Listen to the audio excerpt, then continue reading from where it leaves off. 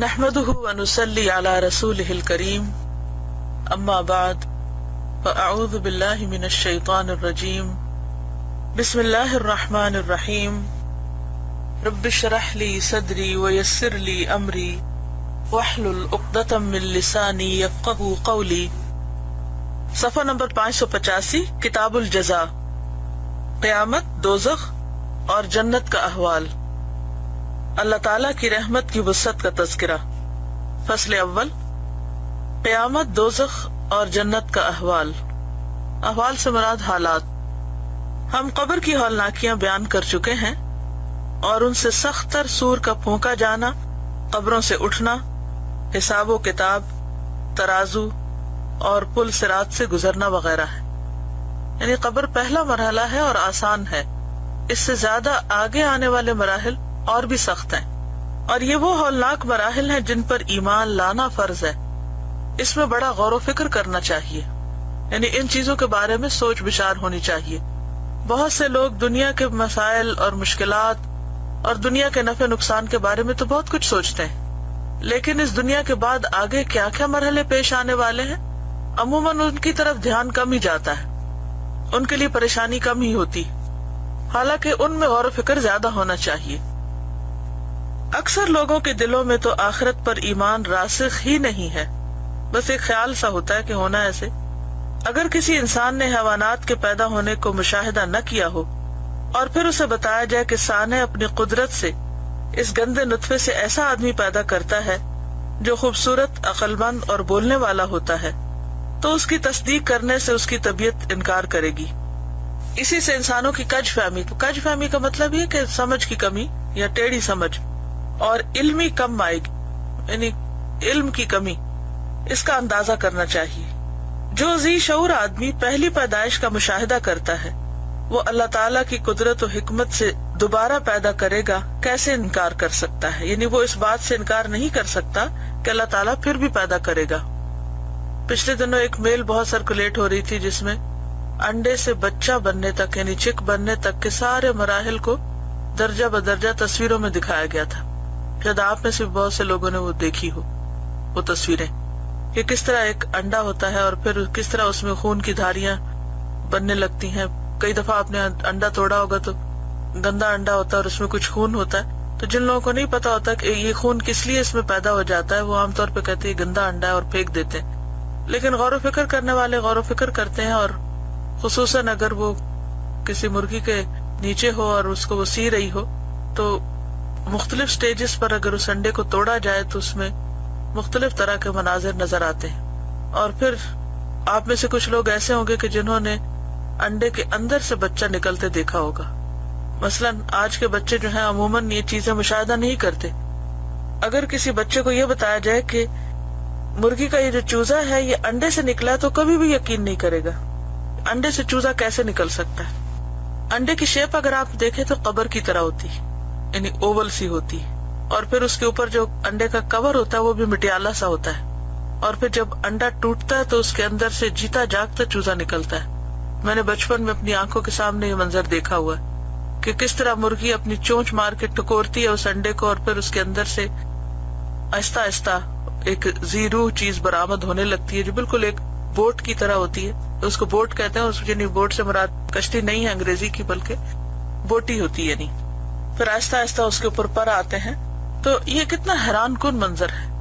اس انڈے کے اندر کون یہ طاقت پیدا کرتا ہے کہ اس سے ایک جیتی جاگتی چیز باہر آئے؟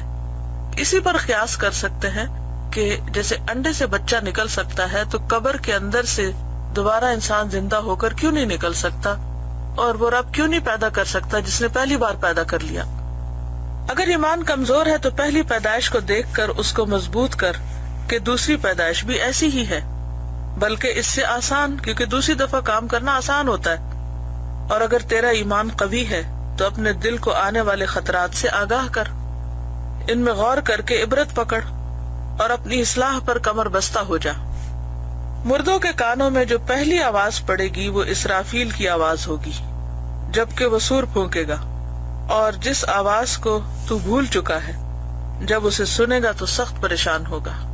اللہ تعالیٰ نے فرمایا وَنُفِخَ فِي الصُّورِ فَإِذَا هُم مِّنَ الْأَجْدَاثِ إِلَىٰ رَبِّهِمْ يَنسِلُونَ، اور سور میں پھونک مارا جائے گا تو وہ ناگہاں یعنی اچانک قبروں سے نکل کر اپنے رب کی طرف دوڑتے ہوں گے، یعنی اس آواز کو فالو کریں گے، کیونکہ آواز کی بھی ایک ڈائریکشن ہوتی ہے نا، تو جس طرف آواز جاری ہوگی اسی کے پیچھے جانے لگ جائیں گے۔ حضرت ابو سعید خدری رضی اللہ عنہ نے کہا، رسول اللہ صلی اللہ علیہ وسلم نے فرمایا، میں کیسے خوش ہو سکتا ہوں جبکہ اسرافیل نے اپنی پیشانی جھکا رکھی ہے اور اپنے کان لگا رکھے ہیں، یعنی بالکل ادب سے بیٹھے ہیں۔ وہ انتظار کر رہا ہے کہ اسے سور پھونکنے کا حکم دیا جائے تو وہ پھونکے۔ مسلمانوں نے کہا، اے اللہ کے رسول صلی اللہ علیہ وسلم، ہم کیسی بات کہیں؟ فرمایا، کہو ہمیں اللہ کافی ہے اور وہ اچھا کارساز ہے اور ہم نے اس پر توکل کیا، یعنی حسبی اللہ و نعم الوکیل، نعم المولا و نعم النصیر پڑھنا چاہیے جب بھی انسان قیامت کے احوال اور خوف زدہ کرنے والی چیزوں کے بارے میں سنے یا پڑھے۔ غور کرو، لوگ قیامت کے روز اٹھیں گے اور اٹھنے کے بعد کیسے ننگے بدن ننگے پاؤں میدان حشر کی طرف چلائے جائیں گے، جو صاف چٹیل میدان ہوگا، اس میں کوئی درخت یا ٹیلا نہ ہوگا جس کے سائے میں آدمی پناہ لے سکے۔ قرآن پاک میں آتا ہے، لا تری فیہا عوجا ولا امتا، نہ کوئی ٹیڑھ ہوگی اور نہ ہی کوئی ٹیلے ہوں گے اور نہ ہی کوئی ابھری ہوئی جگہ ہوں گی۔ صحیحین میں ہے کہ نبی صلی اللہ علیہ وسلم نے فرمایا، قیامت کے روز لوگ چٹیل میدان میں اکٹھے کیے جائیں گے جیسے صاف روٹی کی ٹکیا۔ غور کرو، لوگوں کی اتنی بھیڑ، سورج کا سروں کے قریب ہونا، پسینے کا بے انداز بہنا اور پھر دل کی بے چینی، کیسی پریشان کن صورتحال ہوگی۔ حدیث میں ہے، لوگوں کا پسینہ ان کے اعمال کے مطابق ہوگا، یعنی جتنے زیادہ گناہ اتنا زیادہ پسینہ۔ اور آپ نے دیکھا ہوگا کہ گرمی ویسے بھی تکلیف دہ ہوتی ہے، لیکن گرمی کے ساتھ جب پسینہ مل جاتا ہے، اگست وغیرہ میں جب برسات کا موسم ہوتا ہے تو گھبرا دینے والی گرمی ہوتی ہے۔ اے مسکین، غور کر کہ جب بغیر کسی واسطہ کے تجھ سے تیرا رب اعمال کے متعلق سوال کرے گا تو تیرا کیا حال ہوگا۔ نبی صلی اللہ علیہ وسلم سے روایت کیا گیا ہے کہ آپ نے فرمایا، قیامت کے روز لوگوں کی 3 پیشیاں ہوں گی، یعنی 3 دفعہ سامنے آئیں گے۔ 2 پیشیوں میں تو پوچھ گچھ اور معذرتیں ہوں گی، تیسری پیشی میں نامہ اعمال مل جائیں گے، کسی کو دائیں ہاتھ میں کسی کو بائیں ہاتھ میں۔ حضرت ابو برزہ رضی اللہ عنہ نے کہا کہ رسول اللہ صلی اللہ علیہ وسلم نے فرمایا، بندے کے قدم اس وقت تک اپنی جگہ سے نہ ہٹیں گے جب تک اس سے یہ سوال نہ ہو جائے گا کہ عمر کس شغل میں گزاری، اس میں کیا عمل کیے، مال کہاں سے کمایا اور کہاں خرچ کیا، اور جسم کی قوتوں کو کس چیز میں ختم کیا، یعنی اپنی زندگی کس کام میں کھپائی کہ اس کی ساری انرجی کہاں لگی۔ اور اس میں ہم سب کے غور کرنے کا مقام ہے۔ ہم سب سوچ سکتے ہیں کہ سارا دن ہم کیا کام کرتے ہیں اور ہماری سب سے زیادہ طاقت کس کام میں لگتی ہے۔ یہ جو حدیث ہے نا، یہ جو 3 پیشیوں والی، یہ ضعیف حدیث ہے، ذرا سا ذہن میں رہے، کیونکہ مجھے یہ خیال آیا کہ یہ چیز آپ نے شاید پہلے پڑھی ہوئی بھی نہ ہو، اور دوسرے یہ ہے کہ ان کی مزید ڈیٹیل کہیں اور سے اتنی پتہ نہیں چلتی۔ بہرحال حدیث ضعیف ہے، لیکن یہ حدیث صحیح ہے کہ جسم کی قوتوں کو کس چیز میں خرچ کیا، کہاں ختم کیا۔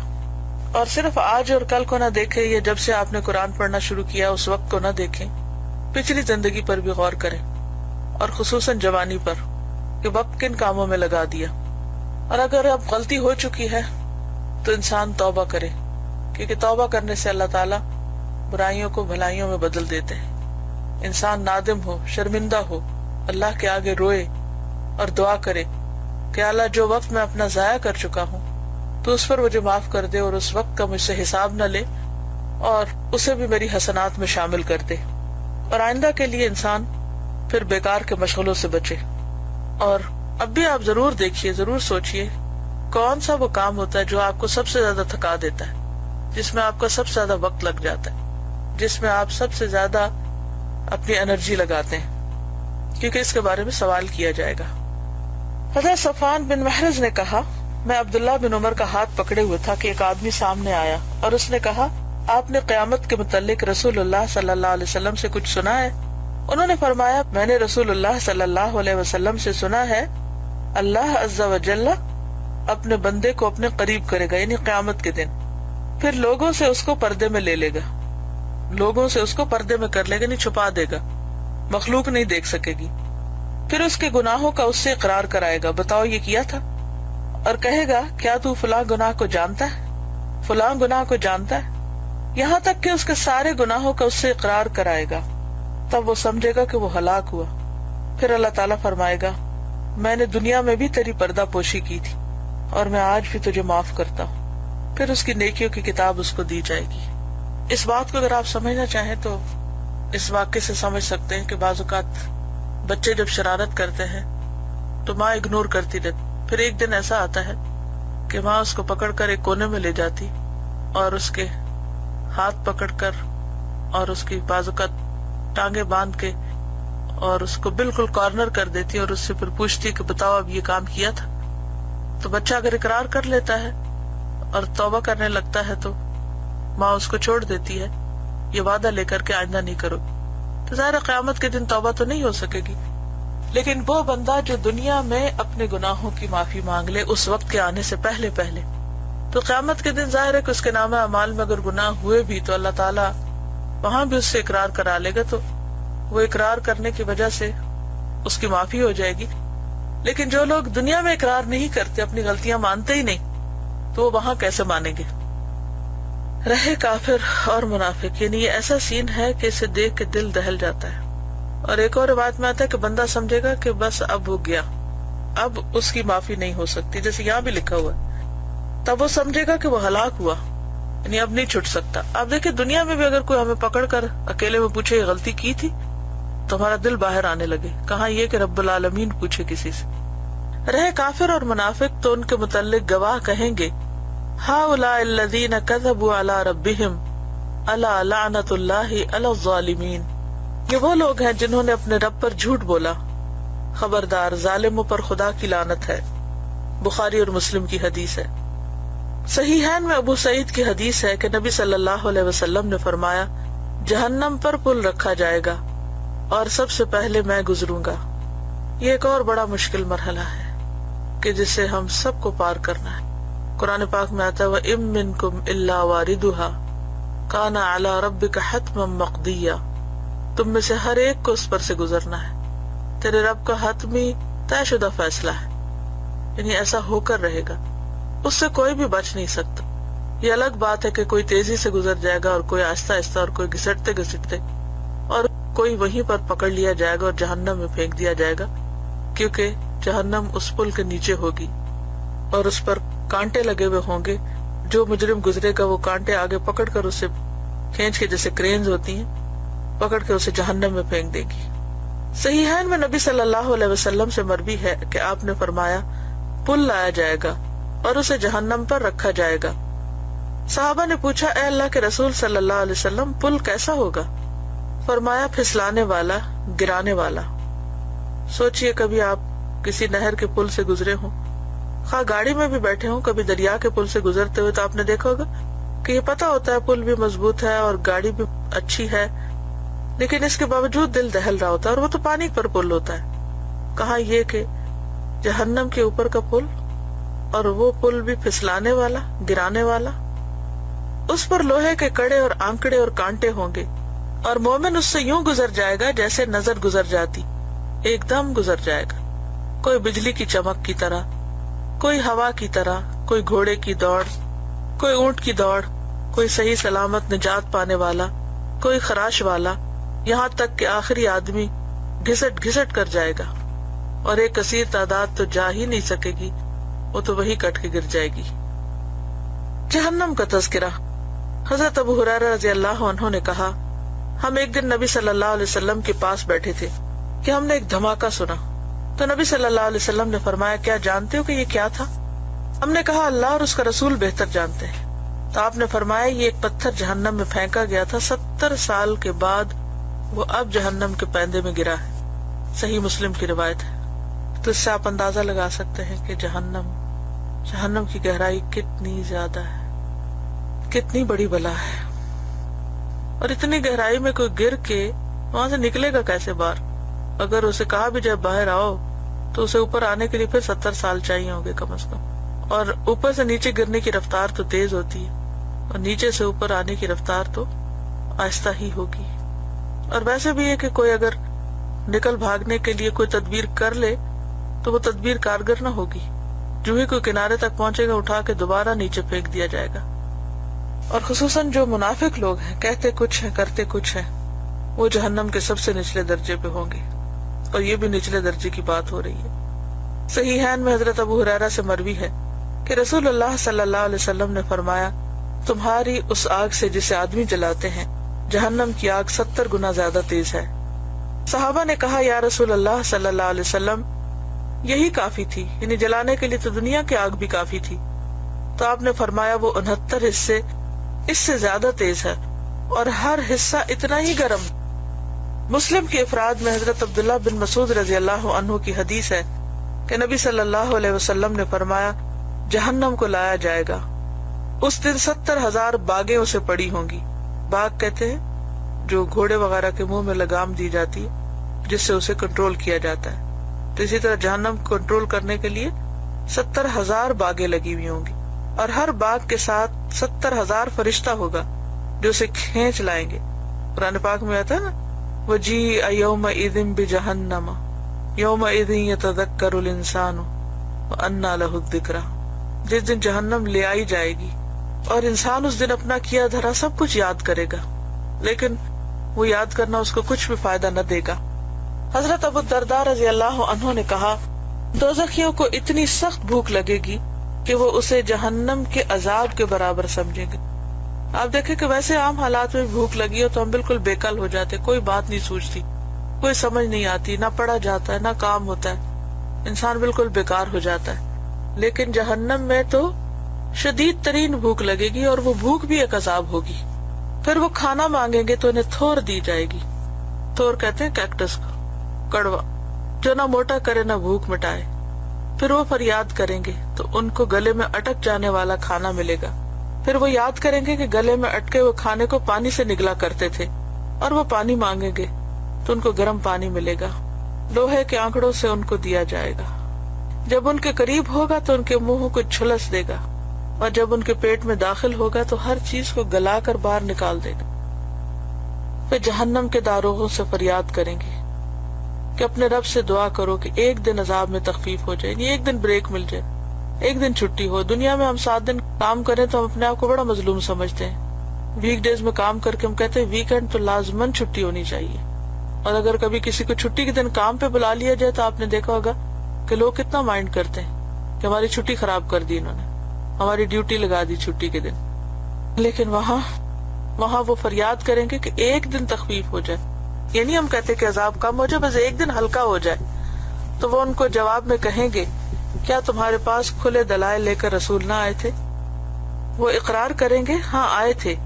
تو داروغہ کہیں گے، اب پھر تم دعا ہی کرو اور سمجھ لو کہ کافروں کی دعا بالکل بیکار ہے.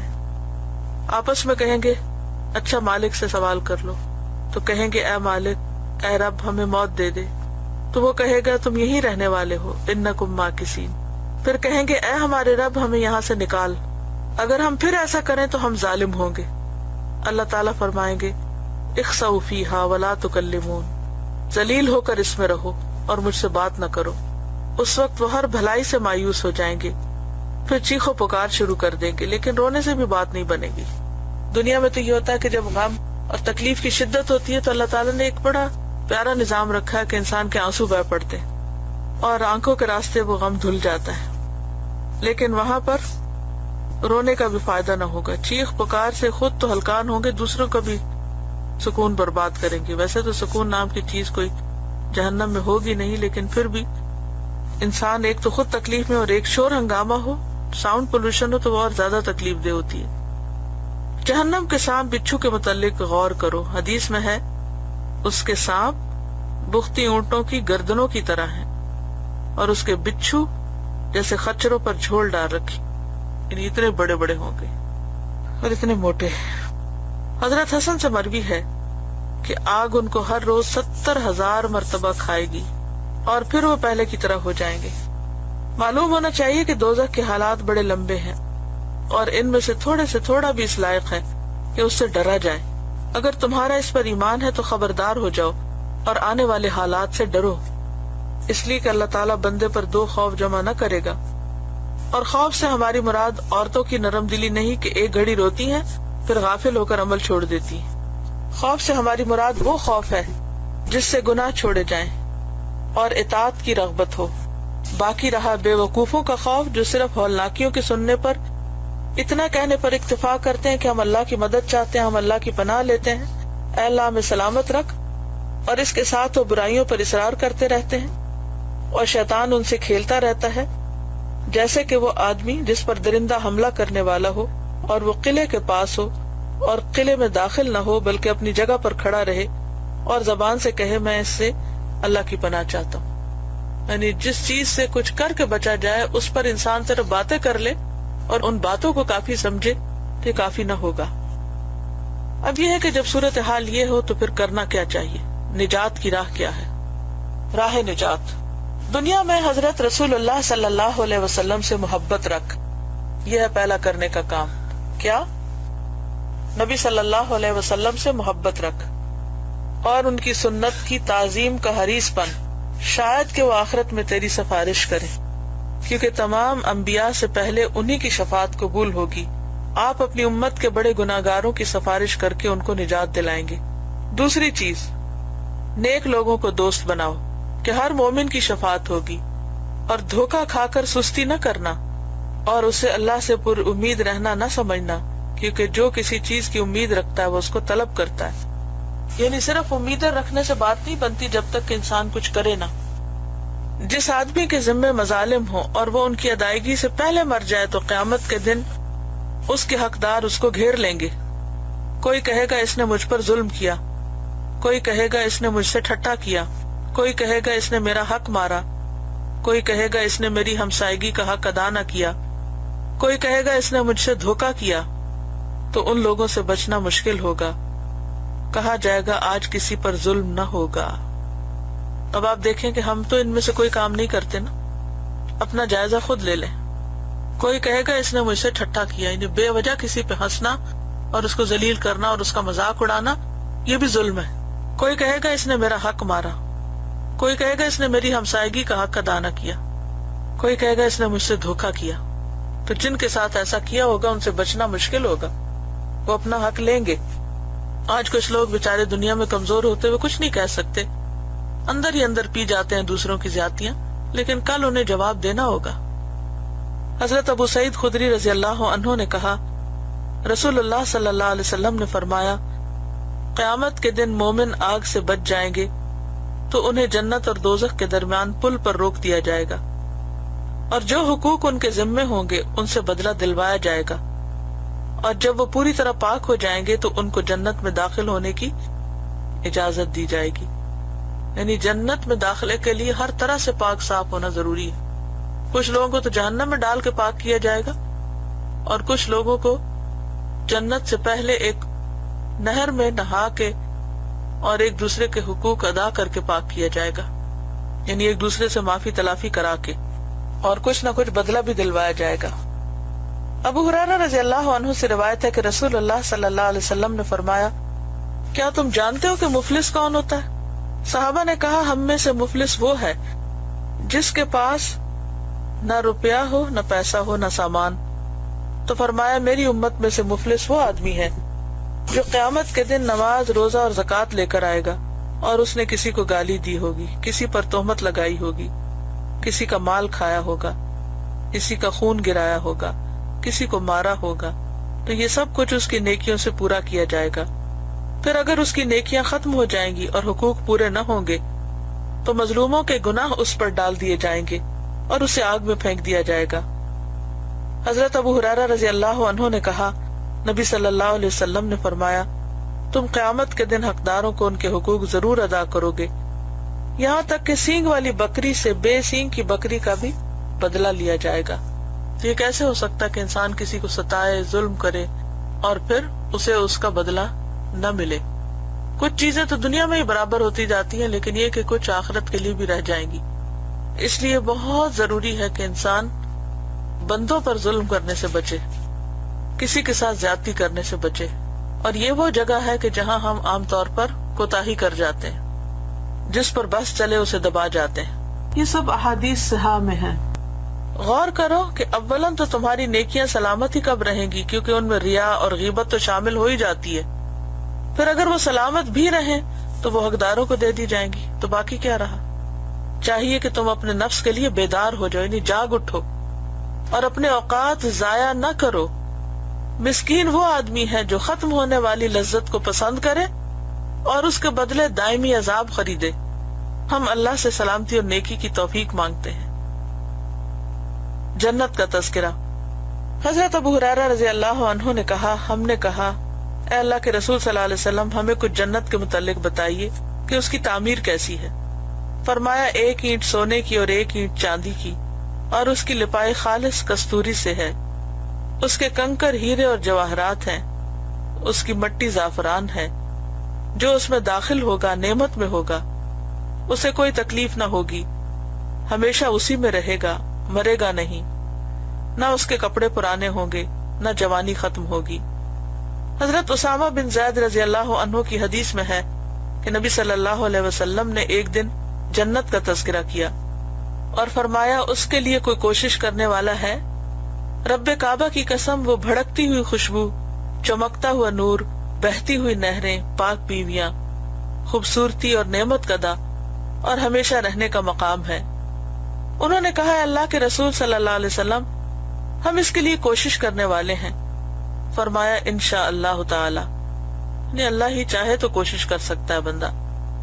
صحیحین میں حضرت ابو ہریرہ رضی اللہ عنہ کی حدیث ہے کہ آپ صلی اللہ علیہ وسلم نے فرمایا، اللہ تعالیٰ فرماتے ہیں، میں نے اپنے نیک بندوں کے لیے وہ کچھ تیار کر رکھا ہے جو نہ کسی آنکھ نے دیکھا، نہ کسی کان نے سنا، اور نہ کسی دل پر اس کا خیال ہی گزرا۔ صحیحین میں حضرت ابو ہریرہ رضی اللہ عنہ کی حدیث ہے کہ نبی صلی اللہ علیہ وسلم نے فرمایا، پہلی جماعت جو جنت میں داخل ہوگی وہ 14ویں رات کے چاند کی طرح ہوگی، پھر ان کے بعد جیسے کوئی چمکدار ستارہ آسمان میں ہو، نہ پیشاب کریں گے، نہ تھوکیں گے، نہ ناک جھاڑیں گے، نہ کھنگھاریں گے، ان کی کنگھیاں سونے کی ہوں گی، ان کی خوشبو کستوری ہوگی، ان کی انگیٹھیاں عود اور لوبان کی ہوں گی، ان کی بیویاں حور عین ہوں گی، ایک ہی آدمی کی طرح ہوں گے، اپنے باپ آدم کی صورت پر، 60 ہاتھ بلند قد، یعنی لمبے قد والے ہوں گے جنت والے۔ ایک اور حدیث میں ہے کہ ہر ایک کی 2 بیویاں ہوں گی، خوبصورتی کی وجہ سے ان کی پنڈلیوں کا گودا ان کے گوشت کے اندر سے نظر آتا ہوگا، یعنی نہایت صاف شفاف رنگ ہوگا، نہ ان میں اختلاف ہوگا نہ بغض، یعنی ایک سے زائد بیویاں ہوں گی بھی تو آپس میں دوستوں کی طرح ہوں گی، ان میں آپس میں کوئی ضد، نفرت، عداوت نہیں ہوگی، ان کے دل ایک ہی آدمی کی طرح ہوں گے، وہ صبح شام اللہ کی تسبیح کریں گے۔ حضرت ابو موسیٰ اشعری رضی اللہ عنہ نے کہا، رسول اللہ صلی اللہ علیہ وسلم نے فرمایا، 2 جنت چاندی کی ہیں، ان کے برتن بھی اور ان کا سامان بھی چاندی کا ہے، اور 2 جنت سونے کی ہیں، ان کے برتن بھی اور ان کا سامان بھی سونے کا ہے، اور بندوں اور خدا تعالی کے درمیان صرف ایک کبریائی کا پردہ ہوگا۔ جنت عدن میں کوئی چیز دیدار الہی میں حائل نہ ہوگی۔ کبریائی یعنی اللہ کی بڑائی، یعنی اللہ تعالیٰ کی بڑائی اور روب اور اللہ کی عظمت ایسی ہوگی کہ کوئی شخص براہ راست اس طرح دیکھ نہ سکے گا جب تک کہ اللہ تعالیٰ اپنا دیدار خود نہ کرائے۔ انہی میں حضرت ابو موسیٰ کی حدیث بھی ہے کہ نبی صلی اللہ علیہ وسلم نے فرمایا، جنت میں ایک جوفدار موتی کا خیمہ ہوگا جس کا عرض 60 میل ہوگا، یعنی پرل ہوگا جیسے، اس کے ہر گوشے میں اس کے ایک گوشے والے دوسرے کو نہ دیکھیں گے، البتہ مومن ایک دوسرے کے پاس آتے جاتے رہیں گے۔ معلوم ہونا چاہیے کہ اللہ تعالیٰ نے قرآن مجید کے کئی مقامات پر جنت کی نعمتوں کا تفصیلی تذکرہ فرمایا ہے، پھر کئی آیات میں اسے جمع فرمایا ہے۔ ان میں سے اللہ تعالیٰ کا یہ ارشاد بھی ہے، وَفِيهَا مَا تَشْتَهِيهِ الْأَنفُسُ وَتَلَذُّ الْأَعْيُنُ، اس میں ہر وہ چیز ہوگی جسے نفس چاہیں اور آنکھیں لذت پائیں۔ اقبال کیلانی کی کتاب ہے نا جنت کا بیان اور جہنم کا بیان، جو اس باب میں تفصیل چاہے تو وہ ان کتابوں کو پڑھ لے۔ یہ ارشاد بھی ہے، لا یبغون عنہا حولا، وہاں سے وہ کبھی منتقل نہ ہونا چاہیں گے۔ اس پر یہ اضافہ فرمایا، فلا تعلم نفس ما اخفی لهم من قرۃ اعین، جو کچھ ان کی آنکھوں کی ٹھنڈک پوشیدہ رکھی گئی ہے اسے کوئی آدمی جان نہیں سکتا۔ جنت کی صفات تو بہت زیادہ ہیں، ہم اسی پر اکتفا کرتے ہیں۔ سب سے افضل چیز جو جنت میں ملے گی وہ اللہ تعالیٰ کا دیدار ہوگا۔ صحیحین میں حضرت ابو ہریرہ رضی اللہ عنہ کی حدیث ہے کہ رسول اللہ صلی اللہ علیہ وسلم سے پوچھا گیا کیا ہم اپنے رب کو دیکھیں گے؟ تو فرمایا کیا جب بادل نہ ہو اور 14ویں رات کا چاند ہو تو اس کے دیکھنے میں تمہیں کوئی چیز حارج معلوم ہوتی؟ فرمایا قیامت کے دن تم اپنے رب کو اسی طرح دیکھو گے جیسے 14ویں رات کا چاند دنیا میں دیکھتے ہو۔ اب اگر کوئی سوال ہو یا کوئی کامنٹس ہو تو آپ کر لیجیے۔ یہ 592 پیج سے عود اور لبان یہ کیا ہوتا ہے؟ عود اور لبان جو ہوتے ہیں نا بوٹیاں ہوتی ہیں اور وہ جلائی جاتی ہیں جن سے خوشبو آتی۔ جو کوئی عمرہ کرنے گیا ہو تو اس نے دیکھا ہوگا کہ وہاں پر ہوتی ہے، یہاں بھی پنساری کی دکان پر ہوں گی۔ ایک اور کوشچن ہے کہ یہاں قیامت میں آتا ہے نا کہ ظلم کے اندھیرے ہوں گے، اور ایک اور جگہ آتا ہے کہ سورج سروں کے قریب ہوگا، تو اس کو تھوڑا سا ایکسپلین کر دیں۔ اس میں یہ ہے کہ مختلف احوال مختلف اوقات میں ہوں گے، جیسے اٹھیں گے تو اندھیرا ہوگا، پھر حشر کے میدان میں جمع ہوں گے تو پھر سورج ہوگا۔ ابھی تو ایسا ہوتا ہے نا کبھی رات ہوتی کبھی دن ہوتا ہے، تو اس میں کوئی کنٹرڈکشن تو نہیں نا، ایک کے بعد ایک آتا ہے۔ السلام علیکم استاذہ۔ وعلیکم السلام۔ میرا کوشچن یہ کہ حقوق العباد میں ہم سے کبھی کسی بندے کے حقوق میں کوئی زیادتی یا اونچ نیچ ہو گئی ہے تو اب وہ بندہ ہے بھی آؤٹ آف ریچ، لیکن اس طرح کافی سارے بندے ہوتے ہیں یونیورسٹی میں کبھی ہو گئی تو اب تو وہ آؤٹ آف ریچ ہے، تو اس کے لیے ہمیں کیا کرنا چاہیے؟ دیکھیں دو چیزیں ہیں، ایک تو یہ کہ آئندہ کے لیے اپنی اصلاح کی جائے اور اپنے رویے کو بدلا جائے، اور یہ ہو نہیں سکتا جب تک ہم اپنے اوپر مشقت نہ کریں اور اپنے ساتھ خود کو نہ سمجھائیں۔ اور دوسرا یہ ہے کہ جن لوگوں کے ساتھ بھی زیادتی کیا ان کے لیے توبہ استغفار کریں، ان کی طرف سے صدقہ کریں، ان کے لیے معافی کی دعا کریں۔ السلام علیکم ورحمۃ اللہ وبرکاتہ۔ وعلیکم السلام ورحمۃ اللہ وبرکاتہ۔ میں نے یہ سوال کرنا تھا پیج نمبر 592 پہ، جہاں پہ ہے کہ واٹ ٹو ڈو، جو راہ نجات ہے، اس میں جو سیکنڈ پوائنٹ اس میں ذکر ہوا ہے اس میں ہے کہ نیک لوگوں کو دوست بناؤ، وہ والا جو سینٹینس ہے، تو اس میں اینڈ میں ذکر ہوا ہے اور اس سے اللہ سے پر امید رہنا نہ سمجھنا، کیونکہ جو کسی چیز کی امید رکھتا ہے وہ اس کو ترک کرتا ہے۔ تو میرے دماغ میں کوشچن آتا ہے کہ ہمیں امید اور ایفرٹ دونوں کا کمبینیشن ہونا چاہیے نا، تو ہمیں امید تو رکھنی چاہیے۔ جی بالکل رکھنی چاہیے، اور پیچھے امید اور خوف کا چیپٹر گزر بھی چکا ہے جس میں یہ بات بہت اچھی طرح واضح کی گئی تھی۔ اس کا مطلب یہ ہے کہ انسان اگر ایک چیز کو اپنی نجات کا ذریعہ سمجھتا ہے تو صرف اسی پر بھروسہ نہ کر بیٹھے اور پھر اعمال میں سستی نہ کرے کہ چونکہ میں نے ایک نیک شخص کو دوست بنایا ہوا ہے اور اس کی شفاعت مجھے کافی ہوگی، لہٰذا مجھے اور کچھ کرنے کی ضرورت نہیں۔ سمجھ آ گئی؟ جزاک اللہ خیر۔ وإیاکم۔ السلام علیکم استاذہ۔ وعلیکم السلام۔ میں نے یہ پوچھنا تھا کہ ہم دوزخ اور عذاب سے ڈرتے ہیں نا، لیکن اللہ تعالیٰ کا خوف زیادہ ہونا چاہیے، تو اس کے لیے کیا کرنا چاہیے؟ اللہ کی عظمت کی پہچان ہونی چاہیے، جتنی زیادہ اللہ کی معرفت ہوگی نا اتنا ہی پھر آپ ڈریں گے بھی۔ ہم نے اللہ کو پہچانا نہیں، اس وجہ سے میں آپ لوگوں سے اجازت چاہتی ہوں۔ السلام علیکم ورحمۃ اللہ وبرکاتہ۔ سبحانک اللہم وبحمدک، نشہد ان لا الہ الا انت، نستغفرک ونتوب الیک۔ السلام علیکم ورحمۃ اللہ وبرکاتہ۔